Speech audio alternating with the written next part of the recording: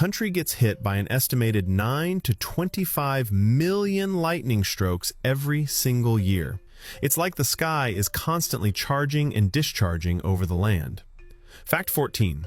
Essier in Kwara holds something completely mysterious. Over 1,000 carved soapstone figures.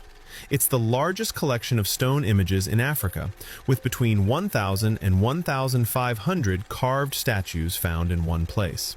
And here's the real mystery. Nobody knows who carved them, or why they exist at all. Fact 13. Now meet the rarest great ape on the planet. The Cross River gorilla lives only in the forested hills along the Nigeria-Cameroon border. These gorillas are officially classified by the International Union for Conservation of Nature as critically endangered, making them the most at-risk great ape on Earth.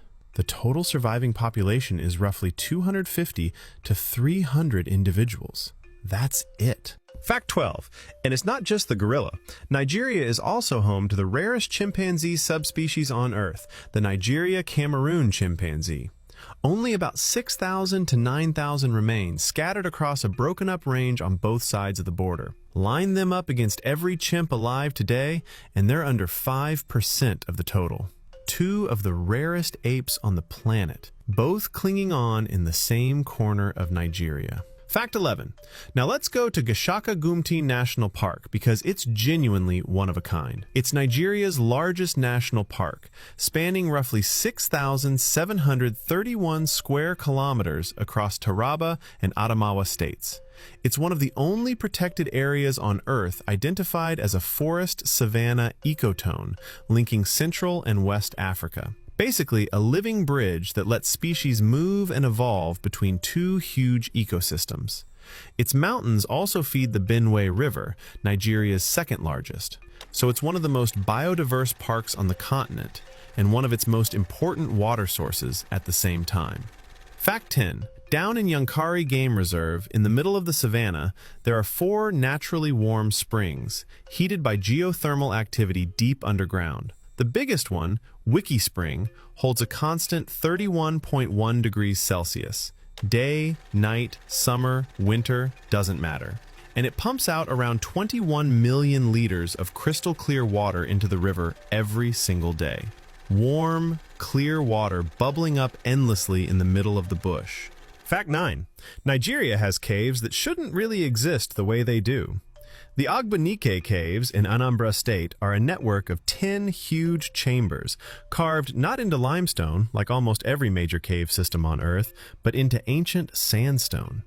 That's genuinely rare. An underground river runs through the lower level and pours straight out of the rock.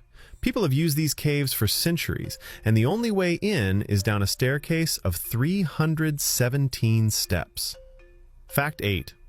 Here's one of the most sacred places in the entire country. The Osun Osogbo Sacred Grove in Osun State is one of only 2 UNESCO World Heritage Sites in all of Nigeria. And it's the very last surviving sacred grove in all of Yoruba land. A kind of forest that once stood at the edge of every single Yoruba town. Fact 7. Now this is the kind of fact I love. Back in 1987, a Fulani herdsman was digging a well in Yobe State when he hit something hard, about 4.5 meters underground. It turned out to be a canoe.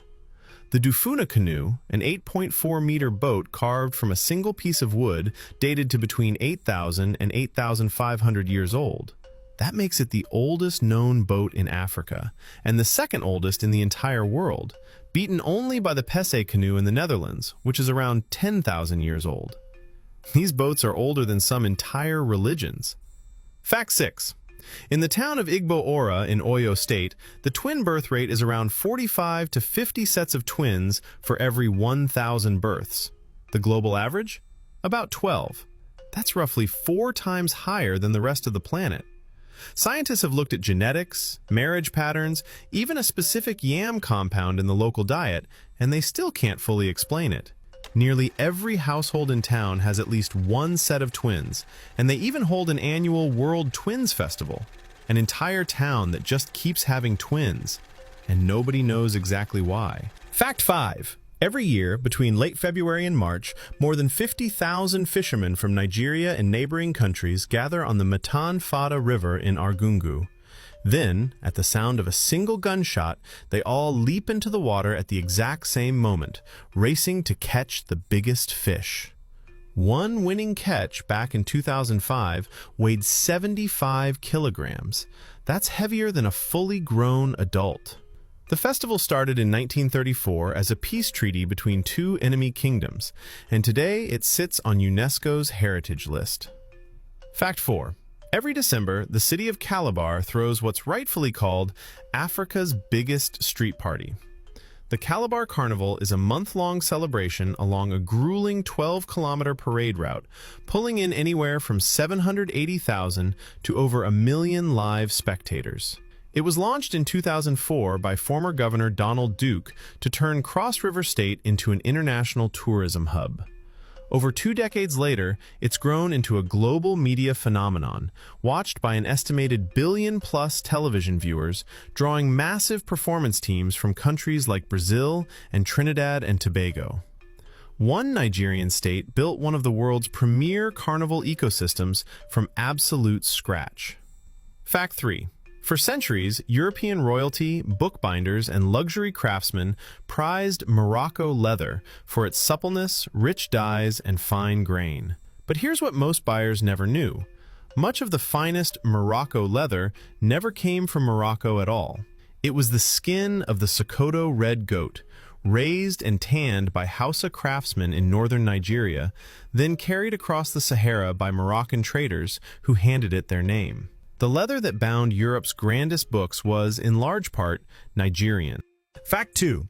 The entire southern coastline of Nigeria, spanning over 850 kilometers along the Bight of Benin and the Bight of Biafra, is a restless, living boundary.